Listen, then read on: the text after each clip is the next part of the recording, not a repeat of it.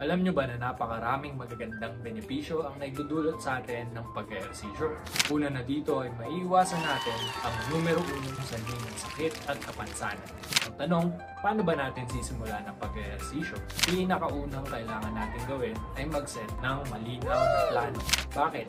Isipin nyo, kapag magpapatayo kayo ng bahay, tapos walang plano, bahala na yung mga karpintero, engineer, architect, ano gusto nilang gawin. Ano sa tingin nyo ang kalalabasan ng bahay nyo? Matutuwa ba kayo? Ganun din sa kalusugan natin. Importante na isulat natin ano ang gusto nating ma-achieve. Ikaw, ano ang health goal mo? Comment mo anong goal mo, tulungan kita ma-achieve yan. Once na nakapag-set ka na ng goal, importante na gumamit tayo ng epektibong sistema. Kapag wala kasi tayong sistema, ang bukang bibig lagi natin ay bahala na si Batman, diba? Kadalasan, hindi sapat na meron kang disiplina at motivation. Diyan na papasok ang epektibong sistema. Turo ko sa'yo kung paano. Una, make your habit obvious. Halimbawa, gusto mong tumakbo o maglakad sa umaga, gabi pa lang, dapat nakaprepare na ang mga gamit mo, gaya ng damit, sapatos, medyas. Lagay mo sa lugar na madaling makita. Pag nakita mo yun pagkagising mo, yun na ang senyales na oras na ng pagtakbo.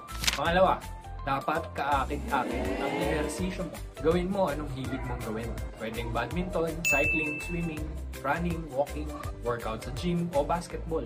Pag hilig mo kasi yung gagawin mo, hindi ka mahihirapan simulan. Ikaw, anong hilig mong sports? Pangatlo, siguraduhin madali lang yung gagawin mo. Sino ba namang gustong nahihirapan, diba? Karamihan sa atin dito nahuhulog. Unang linggo, ubos lakas agad. Tapos mapapaisip ka, grabe, ganito pala kahirap para ma-achieve ang goal ko. Huwag tayong maging kuneho. Gayahin natin si Pagong, slowly but surely. Sa unang linggo, pwede kang magsimula ng 5 hanggang 10 minuto. Tapos, dagdagan mo kada linggo. Magugulat ka na lang isang araw. Yung 5 minutes na pagod mo, nung nagsisimula ka, katumbas na yon ng 1 oras, hindi ka pa rin napapagod.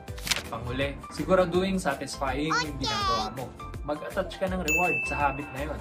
Halimbawa, nagawa mo yung habit na yon ng 1 buwan, tuloy-tuloy. Bigyan mo ng gantimpala ang sarili mo. Pwedeng sapatos o workout shirt. Ikaw, anong reward gusto mong bigay sa sarili mo?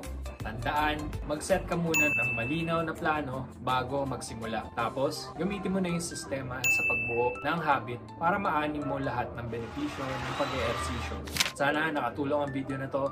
Huwag kalimutang i-share sa mga mahal mo sa buhay at mag-follow para sa marami pang health tips. God bless you all. Peace.